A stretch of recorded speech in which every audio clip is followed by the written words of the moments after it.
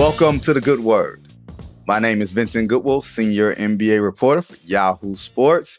Before we get into the show today, a couple of bits of business to get into. If you haven't already, please check out the Good Word with Goodwill on YouTube and make sure you leave us a rating and review wherever you are consuming this podcast. Now to business. Today we are joined by my man James Edwards. He is the New York Knicks writer for The Athletic. James, how you doing this morning, man? I'm doing well, man. It's always good to see you and hear you. I miss you. Likewise, man. Don't get mushy, man. It's too early for all that. I got to. I haven't seen. Did I see you? You weren't at the game when the Knicks were in Detroit, were you? Were we together then? I think we were. We were. Yeah, you were there. I couldn't remember if you were out of town or not. Yeah. So yeah, it's been a while since I've seen you, but I'll see you on Christmas. Yes. We get to see the Victor Wembanyama experience at Madison Square Garden. I'm very much looking forward to that. But of course, I wanted to bring you on, A, because you're just great to talk to, and B, the Knicks are this curious story right now. I don't say curious, they're interesting. Because they went to Minnesota for the Karl Towns sort of, I was going to say Karl Towns Memorial, but he ain't dead. Like the Karl Towns return game to Minnesota. And it looks very much so. Like the trade is working out for one team and the trade is not working out for the Minnesota Timberwolves. Did you foresee this? I didn't think that the Timberwolves would be as in a flux as they have been. I knew the Knicks would be like good. I knew they would be as I remember when the trade happened, I wrote the column. I'm not sure. Like I think Karl-Anthony Towns is better, obviously, than any player that the Knicks gave up, but I wasn't sure that the team would be better. And I think the jury is still out on that, right? Like this New York team is built for what you do after 82. And for as good as they've been, an elite offense, the defense has improved. There are still flaws that make you wonder if this team is better than a second-round playoff team. You look at they've beaten some good teams in the West. Like you mentioned, they've beaten Minnesota, who obviously they're struggling, but still a team with a winning record. They beat Denver. They beat somebody else too. I can't remember, but they've kind of struggled with the teams in the East. And again, they've only played Boston and Cleveland once, but both of those teams won comfortably. They're 0-2 against Atlanta. That's a weird one. It is. And credit to Atlanta, who has found a way to get better while rebuilding. They're actually really fun to watch. Quinn Snyder's done a great job there. But if you look at the Knicks team, it's not that surprising because I'll put it like this. Their most athletic player is their third string center. Gotcha. Jericho Sims. Yeah. Like they're not the most athletic team. If you're talking about you want to say OG is an athlete in that way? I think OG has a special type of, like, you know how we talk about Steph athlete and we talk about like hand-eye coordination and anticipation, like that is part of being an athlete, right? And I think OG falls more in that. But as you know, you've covered, and you know well, Stanley Johnson, right? Like just kind of like he's not like a fluid athlete, OG, right? In terms of like he's not running fast, jumping high. Like if you got a 6'8" wing like Atlanta has down the roster, like the Knicks are probably third and fourth on the most athletic wings when those two teams play, like the closest Knicks. So that's all I mean by that. So it's a weird team, but they've gotten better as the season has gone on. Their offense is elite. Karl-Anthony Towns has been elite, and I'm just curious. I think everybody's just kind of ready to see what this team looks like when basketball, I don't want to say matters, but in the playoffs, because that's what this team was designed for. It's funny. My biggest draft miss, not that I'm a GM or selecting anybody, but my biggest draft miss as far as I think this guy's going to be good. Yeah. Stanley Johnson. But then it's like when you watch it every day, you kind of got it. Not that there was anything against Stanley, but like for as much of a man as he looked as a boy. That's the thing, he was a man amongst boys. Right. And then he got to the league. It's like, well, everybody's strong. And like, oh, he really doesn't. He's not that athletic. Right. And you kind of saw it, but he's very strong. He was very strong, but it wasn't like The Almost too hops were strong. there, the dexterity was there, all of that type of stuff. Yeah, almost too strong. We've talked about that. Yeah, too strong, too early. Too strong, too early. It's funny. OG kind of profiles the way that I thought Stanley was going to play out. Like, he's going to be big enough to play the fours. He's going to be athletic enough or quick enough to play the threes, and you won't be able to move him. So he's going to be like this super switchable 2-3-4 defender. Yeah. And that's what I thought Stanley was going to be. Like, I just got that. I just got it all wrong. You're not the only one. Same. I got it. Man, I love that kid too. Like, he would have been a quote. He would have been a quote machine had this stuff worked out for him. Like, in a league that has no personality, Stanley had all the personality. He did. Really smart too. Good kid. I see he's overseas. Hope he's doing well. It's always interesting to see guys that you thought, like, just to show you how hard this league is. Like, we talk a lot about how it's gotten too easy to some degree, and it has. But for the players who it didn't work out for, who didn't stay as long as like a second contract, like, you can see it. You can see how difficult it is for some guys to find, their niche. But you brought it up, and it's funny that you brought up the Knicks in lacking athleticism. Like, that's the thing that I think will ultimately, if it does, hold the Bucks back, is that you don't have athleticism on the wings. Like, I wonder if this league is still the league of, hey, you need some athletes out there running 2 and 3 and 3 and 4 to be able to switch and give you easy stuff and get to the bucket and get long rebounds, because this is a long rebound league now. Because you take so many threes, there's going to be rebounds in that 10 to 15 foot range, and who's going to be quick to the ball? Is that a problem that you see the Knicks having? They're not quick to the ball if it's not underneath the rim. I think that's some of it. I think some of it is the ability teams have to defend them. Like, the offense has been elite, but there are been instances where you see the offense kind of flutter. And I think it's when you have teams are putting their long wings on Brunson. I thought New Orleans' game plan the other night, the Knicks ended up winning, but it was dicey until Jalen Brunson went insane. Like, they have the wings to kind of blitz Jalen on the pick and roll and then run over and double cat and make him make decisions. And he struggles at times when getting double covered in the post. So I think that's the big thing, is having for as great as Jalen Brunson is, right? Like, he's also another guy, smaller guy, not the most athletic. And so if you're able to put longer, bigger wings on him, it disrupts his rhythm, and he's a rhythm player. Not that I shouldn't say he's a rhythm player. That sounds no. I mean, what I mean. Like, he plays to his own rhythm. Yeah, like he dictates how the game goes. That's what makes Jalen Brunson so great. But yeah, I think that's the big thing for me, is how teams are able to defend the Knicks when they are athletic. And I even think the same goes for like the Cavs too. Like, as good as the Cavs have been, they're just like ridiculous on offense right now as well. But I think Atlanta beat them twice too. They're not the most athletic team. Like, they got size. Evan Mobley's a good athlete, but like, outside of that, who's their Donovan Mitchell? But he's 6'2". The athlete, yeah, right. So I think the Hawks, that's one team that you might want to avoid in the 4-5 or 3-6.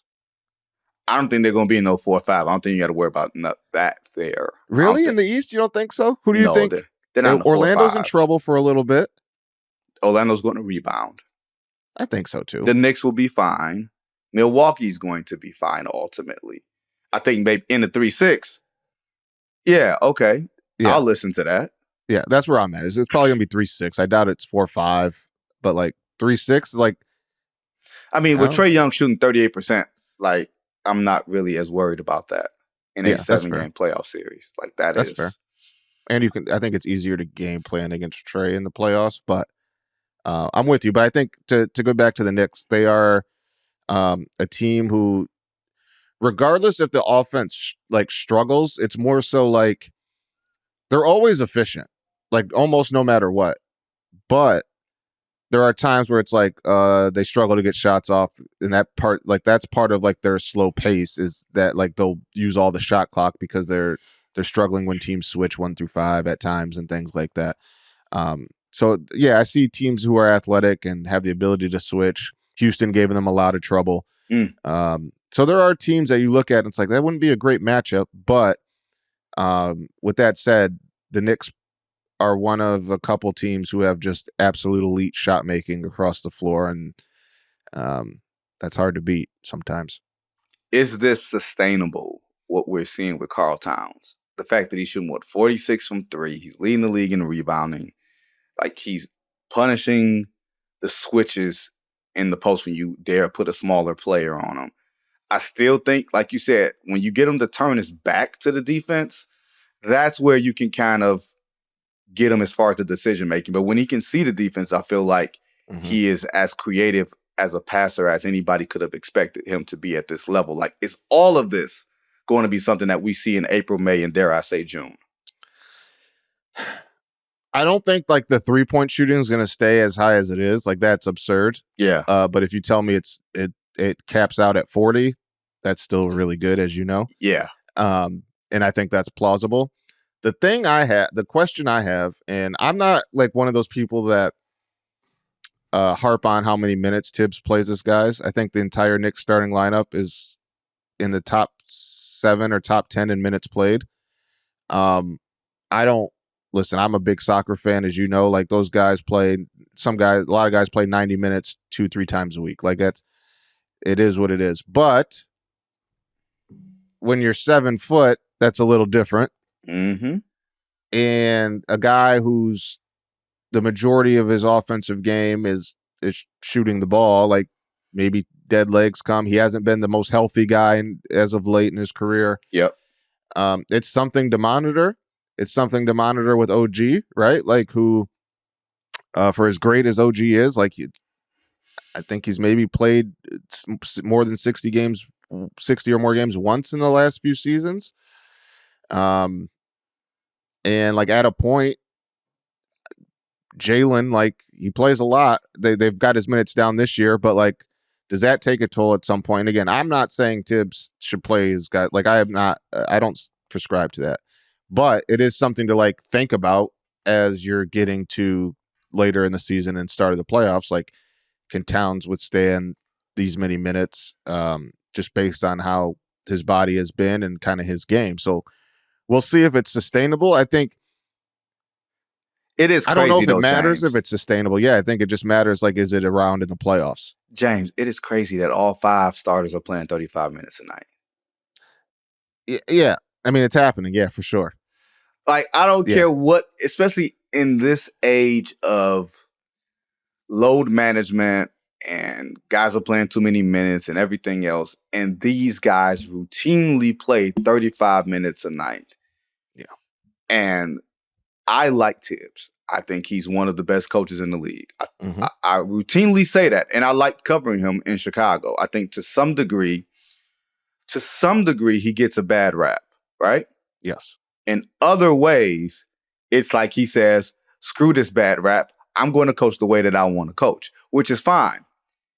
You just can't keep producing the litany of injuries on the back end. Like, this year is going to be the test, I think, James. Yeah. That we're going to say whether it's a complete myth on Tibbs and the minutes police or whether it's, something real. Like, you can't, it's almost like a detective that keeps discovering dead bodies and like, man, he's a great detective.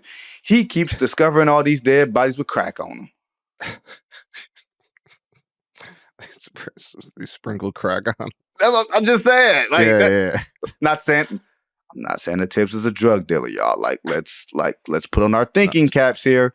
No, but you get what I'm saying is that, yes. Last year the body started to break down. Like, that was a undeniable fact. And I would have made the trade with Julius Randle 10 times out of 10. You know how I feel about. We're the same. Yeah, we've talked about it. Yeah. So but this year's going to be a litmus test of sorts. Now, one player who really struggled early in the season with his funky form was Mikal Bridges. Mm-hmm. For whatever reason, he never stopped talking shit. He did not. Even when he was missing. Now he's shooting 44% from 3, excuse me. He's shooting 44 from 3 since December. The jumper doesn't look as broken. He's still talking trash. If you have not read James Edwards' profile on Mikal Bridges and his trash talking for The Athletic, go read that now. What happened? Did his form just magically adjusted? Did he change something to it? Like, what did you see? So I want to give Tibbs credit here because it feels like as of late, and Mikal gets some too, because I do think there was an adjustment period when you're going from being a guy who gets shots from all over the floor to, well, we kind of just need you in the corner. We kind of just need you to cut. We kind of just, we need you to do these things, role player type things, right? Mm-hmm, mm-hmm.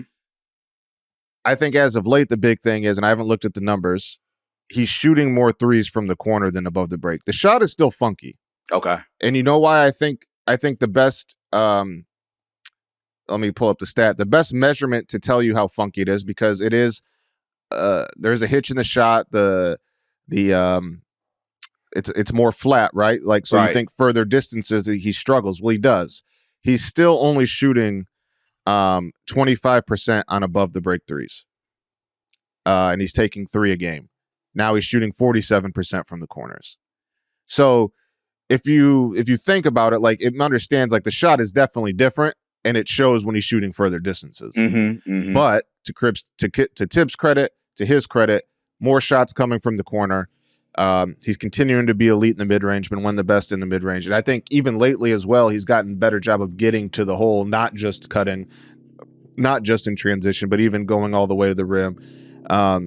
Playing a very efficient game. He does not go to the line. Good grief. He was, there was a period, I wish I could call Fred Katz, but there was a period where he had not gone to the line on a shooting foul that wasn't a 3 for like 11 straight games or something like that. Like, every shot he was taking was either a fall away mid range or a post up mid range or a 3, or he was cutting and getting the layup. And they have a very good passing team; they cut very well. But it was certainly a thing to monitor. But certainly, I think that he has his shot. I hate saying shot diet, but it's early and I can't think of anything else. Shot diet has been a lot better. He's knocking down corner threes. He's shooting in this more frequently from the spots in which he is very efficient. But I think that the fact that he's not shooting as many above the break threes as much lately is why we're seeing the shot not looking as disoriented as it appeared early on when he was shooting a little bit more. That's a nice word to use, disoriented. Thank you. That's a very nice word to use. That's very kind. Like, the thing that gets me, I won't say a fear that I have just in general for this team, is that they don't get to the line at all. And I think in general, with playoff basketball, being able to control tempo and being able to get to the line is a function of being able to control tempo, just because you can set your defense, you can slow the game down. If you're not scoring as much, you can still manufacture offense. They don't get to the line too often, and I don't know how that, if you change your profile when you're a high-volume three-point shooting team and you're not necessarily a top 5 defensive team, like, how are you going to control tempo without that particular element? That's a great point. And I think that is probably going to be, if there's an undoing, that's going to be a big part of it, because you just look at the makeup of the team. Outside of Jalen Brunson, there's not a lot of guys that draw fouls. Karl-Anthony Towns, I'm sure I want to make this clear, he has been phenomenal this year. He should be a top 5, top 6 MVP candidate to date. He does not go to the hole. I'm sure he believes he should get fouled more, but he goes to the hole. He has the ball out. Like, they're not Statue of Liberty. Like, it's very easy to kind of strip the ball from him to disrupt his shot. Again, not a guy that's super athletic, right? Like we talked about, Mikal Bridges doesn't really go to the hole off the dribble. Josh Hart gets to the rim usually as a cutter. And OG Anunoby is a guy who, again, cuts well. Not like, usually when you talk about guys who have high free throw rates, it's guys dribble penetration who get all the way to the rim, and then big men, right? And they don't really have that profile outside of Jalen Brunson. So I agree with you. I think being able to kind of control the tempo and being playoff, that's why I was never really like upset about Mikal shooting so many mid-range jumpers, because I do agree, like, when the playoff basketball comes, you just need the guys who can make shots. Like, we watch it all the time. The mid-range game is alive and well in the playoffs. You just need a bucket sometimes. Yeah. So I understand that. But with that said, I'm not sure that this team has enough creators or dribble drive penetrators to, like, slow down a game, and then you factor in the defense. Like, when they play really good teams, I'm not sure if they're trading sometimes they're going to trade 2s for 3s. And I'm not sure if that's always going to be a game that they're going to be able to win. Yeah, I'm very fascinated at what this is going to look like in the first week of May. That's all I'm gonna say. Just the first week of May. You. Very fascinated what it's going to look like because those Knicks fans are insane. Yeah, they're all waiting for listen, they want to watch the journey and have their team see what it and have feel good about what it could be, right? But at the end of the day, the only thing that matters is what happens when the regular season's over. That's what this team is built for. That's what the fans have been waiting for. That's what it is around here. It's fascinating. That's all I'm saying. It's fascinating. We're going to pause for a moment to pay some bills, and we'll be back to talk about somebody James Edwards used to cover here on today's episode of Good Word. Introducing Daily Draw, the latest free-to-play game from Yahoo Sports. Daily Draw gives you a pack of 6 prediction cards every day based on the day's biggest sporting event. Download or update the Yahoo Sports app on the Apple App Store or Google Play and join the action with Daily Draw today. Back here on the Good Word with James Edwards. James, as soon as you left Detroit, Cade Cunningham decided, you know what? I'm going to turn this thing up a whole lot. I'm sure you've been paying attention because I see the tweets. But yeah. Hold on, really quick, because everybody's been blaming me for why the Pistons are all right now. Cade was nice when I was there, too. He was really good the second half of last year. He was. But go ahead. No, it's turning into wins more. Look, man. I'm not going. Look, you aren't the real curse. I'm the curse. You're the curse. I tell people that all the time. You're the curse, not me. I'm the curse of the franchise. When I left from covering that team, they made the playoffs the next year, and I think 2 years later or something like that, they made the playoffs. Yeah, it's when I was there, it was teams not going to shoot around, and the Josh Smith experience, 20 coaches, which looks a lot like the Julius Randle experience. Ooh, that's a great comp. Yeah. But we can't do that. We can't do that on wax. Yeah. But Cade Cunningham in December, James, 25, 12, 7, all the triple doubles, game winners. He put up a masterpiece against the Phoenix Suns. I won't say that we saw it coming. I'm not here to do a victory lap. We should. We did. We talked about it. We did see it coming. We watched we were there every step of the way. But I didn't expect the turn to happen like this. I'll say this. I'm not. If you want to tell me that Cade's doing this, I'm not surprised. Now, if you want to tell me that they are 5 possessions away from being above 500, this team, I think they're 12-17. Yeah. They're legit. I don't think I'm over saying this. They're 5 possessions from being 16-13. They buzzer beater in Charlotte, I think twice. Yeah. They blew a game against Miami late, a game against Indy late. They should have probably 4 or 5 more wins. They've stolen some wins. So I feel like it balances out, right? For sure. That's fair. That surprises me how solid they look on most nights, just because, as you know, I just sat through 14-win season. But I think that we all always kind of thought, if they just got spacing around Cade, they didn't need to break the bank. If they got spacing around Cade and some veterans who wanted to be there, that it would look better than it did.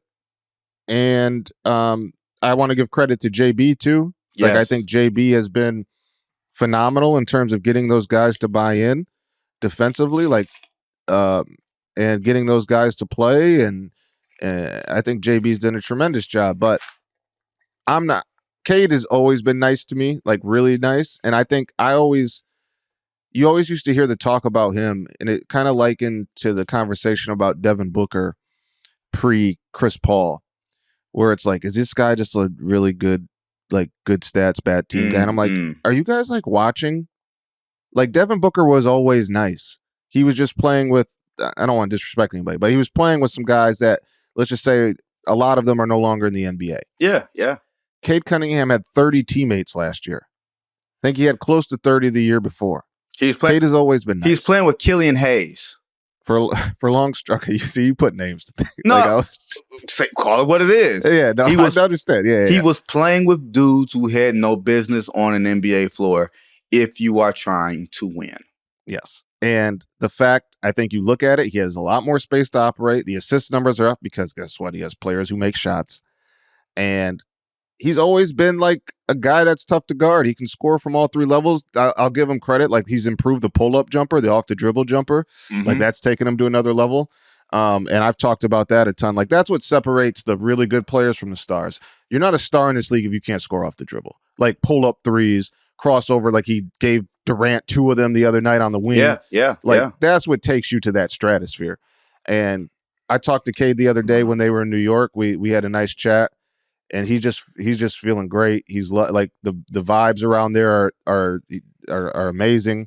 That team seems really close. I still keep in contact with some guys when I see him. And yeah, me and him sat for a while, and he just seemed to be like in really good spirits. And again, Cade's always been nice. And like I get texts like, dang, Cade's really improved. I'm like, I guess, but he's been nice. And we've watched together. The turnovers are always a thing, right? But yes. And I still do think, and I know this went from first of all, Cade should be an all-star. I want to say that. Agreed. I think the Pistons end up making the postseason. Do they want to make the postseason is the question. It's a fair one. I think they end up getting one of the last play-in spots. Isaiah Stewart has been tremendous this year as one of the best rim protectors in basketball. They get Asar Thompson back. Ron Holland plays his ass off. And he's ready to fight. And he's ready to fight. And Malik Beasley's just been like, you can make the case the best free agent signing of value. Absolutely. If you factor in value and production, you can make that case, right? But I want to say, I forgot where I was going with it, but with Cade. The Pistons, Cade, the turnovers are a thing. I think Trajan has to walk a fine line here because I do think they have the weirdness with the picks, right? Like they still have pick tied up. Mm-hmm. But you also have to look at Cade and it's like, damn, he's really good. And we're right here and have the chance to make the postseason with a really young team still. I do think the Pistons could use like another player who can take some of the pressure late in games off of Cade, like in terms of handling, like ball handling. Yes. And not being the guy that everybody like. Let somebody throw a blitz at somebody else so Cade can be freed up on the weak side, right? Yep. He needs that guy. And I'm curious where their front office stands on that, doing it now. And I think that could be, this trade deadline could be very interesting for them. I look at what they do with Cade late in games. Mm-hmm. And because you're not, like, it would be something me and you would talk about every game if you were still here. He doesn't have the ball at the top of the key all the time. Mm-mm. Sometimes he'll have the ball not quite left box, but let's say left mid post on the baseline.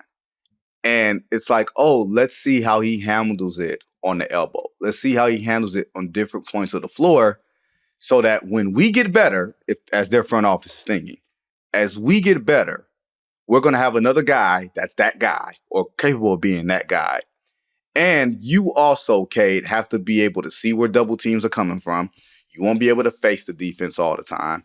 You may have to get the swing and be able to attack closeouts. Like I feel like they're doing stuff for him now to do like playoff prep almost, as opposed to, oh, this is the first time I'm ever seeing this at all. And I think it's a very big picture focus that I'm seeing from the front office in ways I have not seen a Detroit Pistons front office operate in decades. Yeah, I think the biggest thing is like putting the right players around him finally. And it just, that if that was what people needed to see how good he is, I get it. But the kid is really good. He's been good. You just had to factor in the circumstances that he was under. Basically, I think this is his 4th year, but it's really his 3rd. Mm-hmm. Like he's just now playing around like legitimate spacers. Man, it was malpractice last year. It was bad last year. From all accounts, from all the way top down. We've talked about it a bunch. Top down, players weren't excluded either. But they certainly got a different juice about them. And just Cade has that confidence. Like when you factor in the skill with the confidence and you see wins, like we've talked, we can end it here. Like we've talked about it a ton. This is a team that like they're the weird squad this year that has played like every game is like a ridiculous like down to the wire. Right. They've been doing that. They just always found a way to like lose by 14 with 6 minutes left when it was tied. Now you're seeing kind of like it pay off because there's a confidence. They've seen some wins happen. They've seen Cade take over and do that. They've gotten out on like big leads on teams. Like they play hard, man. Like they got smacked by the Knicks like the third game of the season, and then they came here and smacked the Knicks a few weeks ago from start to finish. And like that's a team that they play hard. And Cade again is an all-star. He's been phenomenal, and he's fun to watch. He's one of those guys for me that like I'm one of those. I'm 32, but I'm not one of the kids. But I love Paul George. Always love Paul George. Still, like that's like one of my like if I make my top 10 favorite players to ever watch. Don't be like one of these kids out here saying my GOAT is Paul George. He's not my GOAT. That's Sean Livingston. But yeah, you know how it is. But yeah, Cade, similar cadence. Like I think Jalen, like I people always used to compare him to Luka. I kind of like always thought Cade and Jalen Brunson had some similarities. Like they play to their own. Jalen's more herky jerky, but he plays to his own pace. There's nobody that plays like Jalen Brunson. Right. There's not a lot of guys that play like Cade and where they like to get their shots from. Like there's always some similarities there to me. I mean, I think Shea without the decel. Like Shea is very good at getting downhill and then slowing up for the full play at your own pace thing. Like that's a similarity that I see, especially them having the height and them not being like quick leapers, but they are able to get to their spots, like that sort of thing. So yeah, I'm with you. Now, before we take our final break and get to some trade stuff, how fun will this Victor Wembanyama thing in New York City be on Christmas afternoon? I think it'll be fun because he low-key talker, being in the Garden on Christmas. They're good. Like, this ain't going to be no cakewalk for the Knicks. No. The Spurs are good. He's really good. Early game, if I look at the Knicks record and games if I look at I don't know about their record, but their performances in games that start before 6 p.m., off the top of my head, it doesn't feel like it's great. They've struggled. Like a game against Charlotte comes to mind. There's a couple others. Like, that's going to be fun. Wemby in the Garden on Christmas. Cat, Brunson. That's the first game too, right? Yeah, but it's first. Hey, I got enough time to get my Chinese food after. I might be eating Chinese food too after that on Christmas. Look, man. I love Chinese food on Christmas. I think they call it I was told by some of my Jewish friends, they call it a Jewish Christmas. Really? I didn't know that because, as you know, like, yeah, I'm half white, half black, but my parents never liked cooking on Christmas. So my whole life we grew up, we would always get Chinese on Christmas. So I just knew their holidays are different. So they were always open. I didn't know it was like had a term until like later in life. There's reasons why we don't know these terms, James. I guess that makes sense. Yeah. Hey. Some things we just don't need to know, right? I've been thinking about that shrimp fried rice though for a couple of days. Oh my God. We need Christmas to get here. Yeah, here you go. Look, I can't look. This is gonna be my one. Not because usually I'm spending Christmas away the past few years. Last year I got to hang out with some friends in Pasadena. I forgot who it was. You know the black NBA writers. There's only like 5 of us. Yeah. Someone knows someone somewhere, so he went somewhere for Christmas after the Lakers Celtics game. got some good food. Gary Washburn, Mark Spears, a couple other people. This year I'm going to be in New York City. Hey. Pray for me. It'll be all right. This was actually my first time working on Christmas. Kind of annoyed, but it is what it is. You'll get used to it. When we come back, we got to talk some trade talk because Jimmy Butler's name is out there along with Zach LaVine. You're listening to The Good Word on Yahoo Sports. Back here on The Last Word here with James Edwards of The Athletic. James, the trade season opened up on December 15th. That's where 90% of the players are eligible to be moved. There was a bit of a kerfluffle on social media about Jimmy Butler? Is Jimmy Butler asking out of Miami? This is his, opt-out year, everything else. The Heat don't look like a team that is playing for championships. Pat Riley's always trying to play for championships.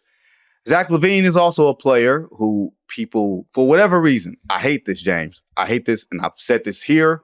I've said this everywhere. We agree. I already know what you're saying. Go ahead. We look at players as contract numbers and not as ball players. Mm-hmm. And I get this is a salary cap league. This is a second apron league, so you got to be real careful about how you spend your money, how you allocate it. But there comes a point where, damn it, you just need to go get the guy. And Zach LaVine, I think, is one of those guys who's had dirt on his name for a couple of years, and nobody's looking and saying, this dude can ball. 50, 44, 81. That's the slash line. 20 and 5 a night. And that 22, excuse me. And that's on the low end because he can explode for 40, as we saw him do against the Celtics. He's so good, man. If I'm Denver, I'm giving up Michael Porter Jr., I'm giving up whomever to go get him. Yep. And if I'm Detroit, as we just talked about, could use another creator alongside Cade. If I'm Detroit, I think about it too. Would you give a Jaden Ivey for Zach LaVine? Because that's what it would cost. You would probably have to bring in a third team, I would assume, because they have I think they have $14 million in cap space, the Pistons. Yeah, but my thought is Chicago has so many guards. They wouldn't necessarily need. They would have to they'd have to get rid of they'd have young guard. Yeah, they have Giddey. Regardless, Jaden he's had really good moments this season. I guess it kind of depends. Do the Pistons see him as I think him and Cade have worked significant moments this season. Yes. But do they view him as more of a guy probably long-term coming off the bench or a starter? They have to decide that. But if you think Cade is what he's shown, I think LaVine fits that to a T because I think he's currently right now above Jaden offensively, obviously. And I don't think the drop-off is there defensively. So it's something you have to think about. But Zach LaVine, I agree. Denver, Detroit, sneakily kind of wouldn't mind Orlando. There's enough good defenders there. I'm understating that. There are a lot of good defenders there that would help him and just gives them a little more offensive juice. And obviously they're going through something right now with some serious injuries. Yeah. Yeah, man, I'm a big Zach LaVine fan. I agree with you. You have to, of course, factor in the contract. But I think my issue has been with the talk of the contract, there's people just acting like Zach isn't nice. Me and you, I don't want to speak for you, but last time we talked, we both were more I like Zach more than Trey. Oh, I don't think it's a question. I think. And Trey's had a phenomenal year, so I probably sound when we first talked about it, it wouldn't sound as crazy as it maybe sounds right now. And Trey's been really good this year, but I personally would rather have Zach than Trey. I think there are some players who are losing players, and I think there are some players who play on losing teams. Mm-hmm. And I think there's a distinction betwixt the two. Zach has always been on a losing team. He's always been on a losing team, but he's not a loser. I agree. He wants it way too much to be a loser. B, I've seen his game actually grow in spots that don't show up in stat sheets. His one-on-one defense has gotten it's so underrated. Yeah, better. He gets a bad he's not a great defender, but his one-on-one defense isn't terrible. He tries. It's pride.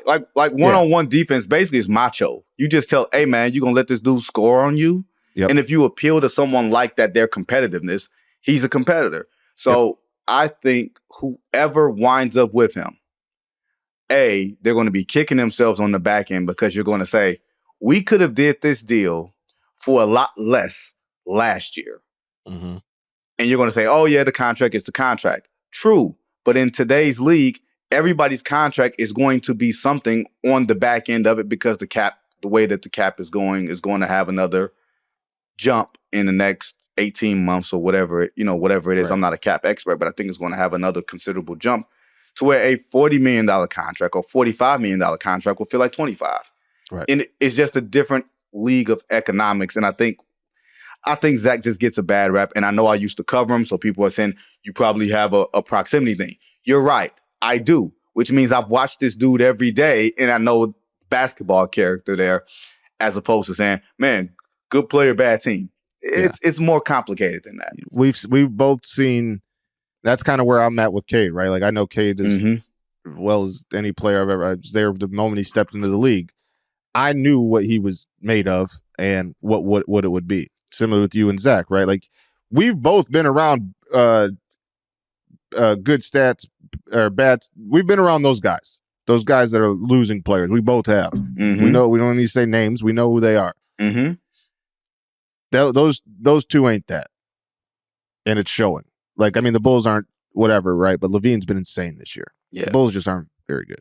No, and another guy who's been insane this year, especially from what the advanced stats say, Jimmy Butler. Another guy that I've covered. And I feel like if you are a championship type of team, like put it like this, James, you're going to think I'm wrong on this. And you'll be wrong. But you don't think I'm wrong. I think when I look at Steph and KD and LeBron, I don't know if those guys are number one guys anymore on a championship type of team. I don't know if they can consistently rev it up and keep it there throughout the course of a 7-game playoff series. That's not saying me saying they're trash. That's not me saying they're done. That's me saying they're probably better served with a better player next to them. Okay. Jimmy Butler, I still think at age 35 can still get there in a playoff series because he can control tempo by getting to the line, by shutting down his man, and by being able to facilitate offense, even though he's not the prototypical three-point shooter. All those other things. When I talked about controlling tempo, getting to the line with the Knicks, Jimmy Butler's a guy that, in theory, would fit in that type of spot. I still think Jimmy can be a number one guy 3 months out of the year. I don't disagree with your take there. I will say this. I think if you're looking to get Jimmy Butler, there has to be unique circumstances because I don't know if Jimmy wants to get. I'm not sure if I want to be the team to give Jimmy 3 years, another 3-year contract. He'll be 38, whatever. But if I'm the Warriors and Steph is still playing at this level, and I'm not the biggest Kuminga guy. I know a lot of people are. But if you think that adding another 1B next to Steph can help you get this is what I'm saying. The Warriors should focus on winning as many championships as they can while Steph Curry is at this level. Yes. And if it looks really bad when Steph is gone, so be it. So be it. So be it. Because you has had the second greatest run. All right, let me not say second greatest. The second greatest run in modern basketball behind the Jordan Bulls. And so be it. Who cares? You mean second greatest like team run? Yeah, team run. Since the Jordan Bulls. Since the Jordan Bulls is what I'm saying. Yeah. Sorry. Yeah, because you're on this Steph is greatest point guard ever thing, and we're not doing this. We're not doing this. He is though. And Magic wouldn't have taken a shot with 13 seconds left in Houston. Magic couldn't shoot. Magic could. That's shoot. why. Magic could shoot. Are you crazy? Magic couldn't shoot. At the Magic, like post 87, Magic was a shooter. Wasn't he at like the rec center post 87? Post 87, he won 3 MVPs, young fella.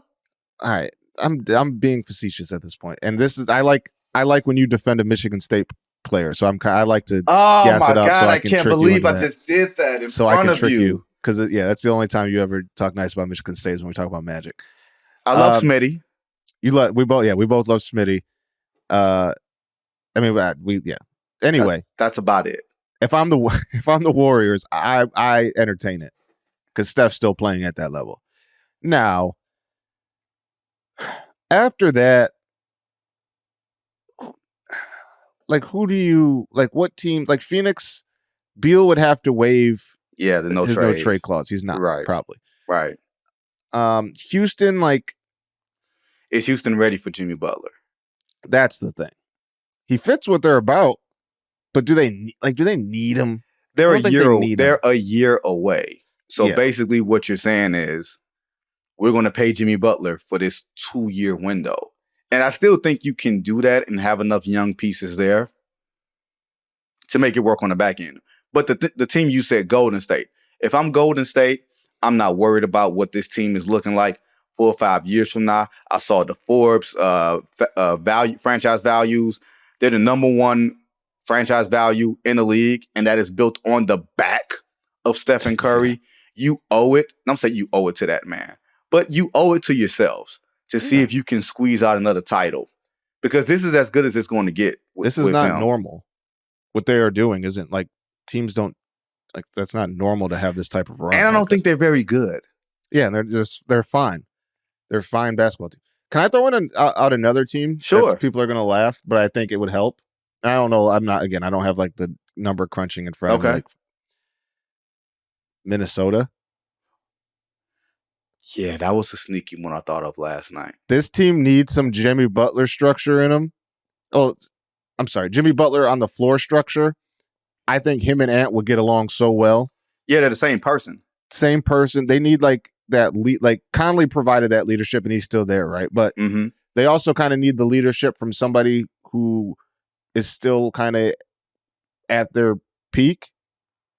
I think Jimmy, with what I see the issues like with Minnesota, like they just kind of, I don't know, they need a little bit more effort there, and Jimmy's the ultimate effort guy.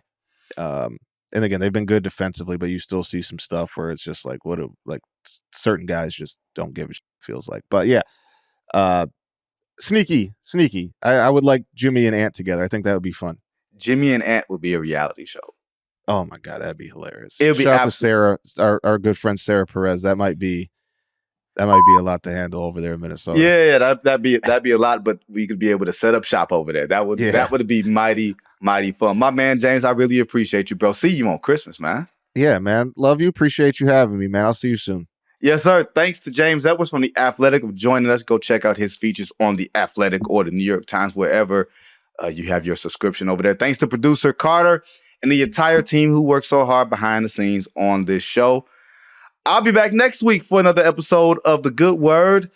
Because this is Monday, Christmas is in a couple of days. Happy holidays, Merry Christmas, all that other good stuff. But until then, everybody be safe.